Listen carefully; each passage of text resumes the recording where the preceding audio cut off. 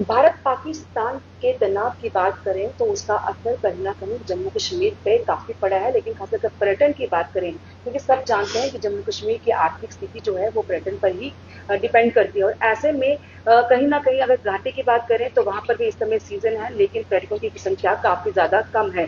और अगर जम्मू की बात करें तो श्री माता वैष्णो देवी के दर्शनों के लिए जहाँ पर बड़ी संख्या में श्रद्धालु आ रहे थे, उसमें भी कमी देखने को मिली है और अभी समर वेकेशन भी शुरू होने वाली है। लेकिन सीज फायर हो चुका है, ऐसे में उम्मीद अब जो है दोबारा से लगने लगी है कि शायद श्री माता वैष्णो देवी में जहाँ भीड़ दिखे, श्रद्धालु बड़ी संख्या में आए और इसका असर किस तरीके से कारोबार पे पड़ा है, खासकर होटल जो रेस्टोरेंट्स हैं उन पर किस तरह से पड़ा है और अब क्योंकि सीज फायर हुआ है तो किस तरह की उम्मीद इनकी बढ़ी है। हमारे साथ hotel and restaurant association Katra के प्रधान यहाँ पर राकेश वजीर मौजूद है, इनसे बात करते हैं। सर, स्वागत है आपका।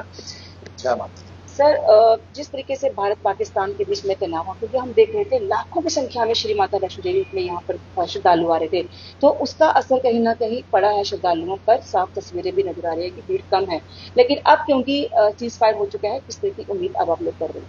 देखें, यहाँ तक जब जंग स्टार्ट हुई तो बहुत ज्यादा असर पड़ा और मैक्सिमम बुकिंग्स जो है वो कैंसिल हुई। मगर अच्छी बात यह है कि सीज फायर के बाद एकदम लोगों में पॉजिटिविटी आई है और मैं देख रहा था कि यहाँ भी यात्रा बढ़ी है।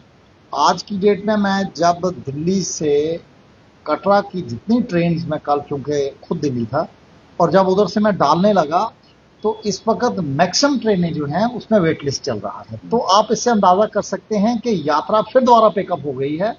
और चूंकि श्राइन बोर्ड ने बहुत सी फैसिलिटीज इस वक्त, चाहे हेलीकॉप्टर है, चाहे अटका है, अटका तो फ्री किया हुआ है, हेलीकॉप्टर में आपको इजिली टिकट मिल रही है। तो मैं समझता हूं कि इस मौके को लोगों को अवेल करना चाहिए और ये एक बहुत अच्छा मौका है जब आपके अच्छे दर्शन होंगे, हेलीकॉप्टर की टिकट मिल जाएगी, अटका फ्री है, बाकी सारी फैसिलिटीज आपको मिल रही हैं। तो मैं समझता हूं कि एक अच्छा इसमें लोगों को अवेल करना चाहिए और है भी। मैं देख रहा हूं कि जिस तरीके से ट्रेनों में और जहाजों में रश फिर दोबारा एक तेजी से बढ़ रहा है, तो 2-3 दिन के अंदर यहाँ पर यात्रा कमोबेश उसी लेवल में पहुंच जाएगी जैसे पहले। सर, कहीं ना कहीं जो कारोबार से आप लोग जुड़े हुए व्यापारी हो, तो जो भी चीज होती है उसका असर सबसे ज्यादा कारोबार पर, व्यापारियों पर पड़ता है। तो जो पीछे दिन गए हैं और काफी संख्या में लोग पहुंचे हैं यहाँ पर, उसमें किस तरीके का व्यापार रहा है, कर रहे हैं? नहीं, व्यापार तो एक महीने में कहा जाए कि जिस दिन ये जंग स्टार्ट हुई उस दिन तो खत्म हो गया। और कटरा में शायद ही कोई ऐसा होटल होगा जिसमें कि 1-2 कमरा होगा, नहीं तो सारे होटल्स खाली हो गए थे। यहाँ पे यात्रा आपकी 60,000 70,000 पर डे चलती थी, वेट लिस्ट होती थी। वहां आपकी यात्रा 1200-1300 पे आती है। तो आप समझ सकते हैं कि 1300 तो एक लाइन होती है।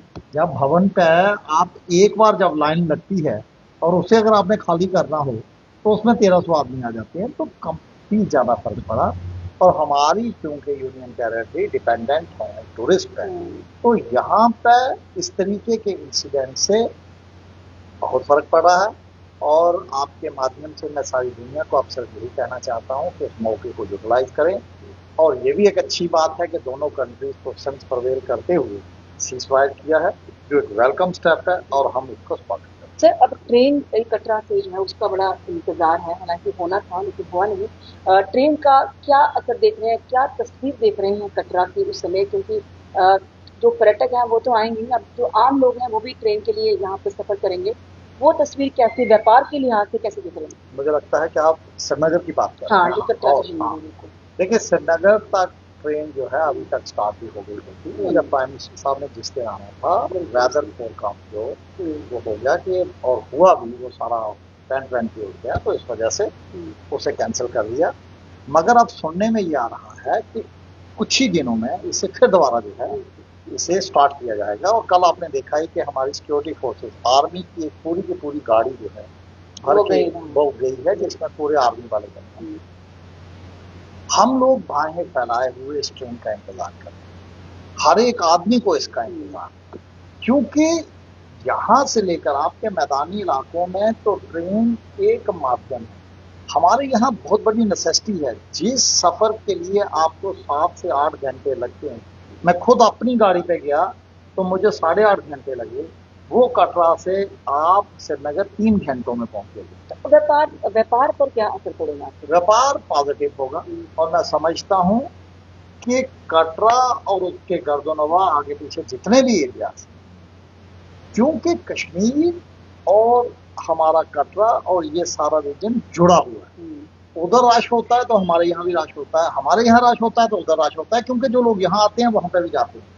और जब ये मीडियम अब बहुत अच्छा हो गया, ट्रेन चूंकि स्टार्ट होने जा रही है, तो एक वंदे भारत में लोग एयर कंडीशन में बैठे बैठे 3 घंटे में तो आप अगर दिल्ली से अगर आपको रोहिणी आना हो तो 1.5 घंटा लग जाता है। तो अगर आप समझ सकते हैं कि आप 3 घंटे में कटरा से अगर श्रीनगर पहुंच रहे हैं तो इससे बेहतर कुछ हो ही नहीं सकता। मैं समझता हूं कि इससे व्यापार तो कितने टाइम्स बढ़ेगा इसका कोई अंदाजा ही नहीं कर सकता। बस हमारी सिर्फ अब प्राइम मिनिस्टर साहब से आपके माध्यम से गुजारिश है कि इसको जल्दी जल्दी स्टार्ट करें, यही हम। तो ये राकेश गोगोई है जिन्होंने कहा कि फिलहाल सीज फायर जो है वो सीमाओं पर हुआ है और अब धीरे धीरे जो है वो कटरा में जो रौनक लौटने लगी है और उम्मीद है कि जल्द ही बड़ी संख्या में श्रद्धालु इस ओर का रुख करेंगे। और साथ में जो ट्रेन की बात है, अब ये भी चाहते हैं कि प्रधानमंत्री दोबारा जो है वो जो उनका विजिट है यहाँ पर वो रिव्यू हो और जल्द से जल्द ट्रेन जो यहाँ से श्रीनगर जाने वाली है उसका उद्घाटन किया जाए। और साफ तौर पर इनका ये भी मानना है कि अगर ट्रेन जब यहाँ से शुरू होगी तो स्थानीय लोगों को सफर करने में तो आसानी होगी ही, लेकिन उससे व्यापार का भी बहुत अच्छा असर पड़ेगा। कैमरामैन